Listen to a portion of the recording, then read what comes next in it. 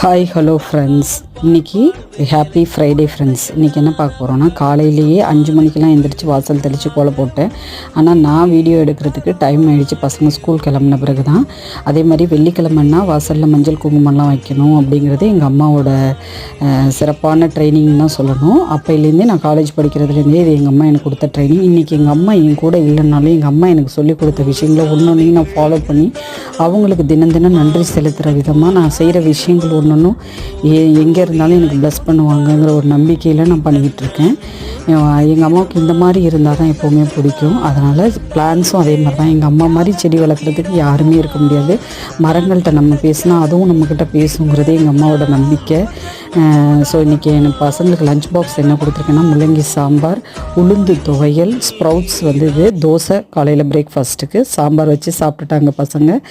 Thanks for வாட்சிங் this videos friends. Take care, bye.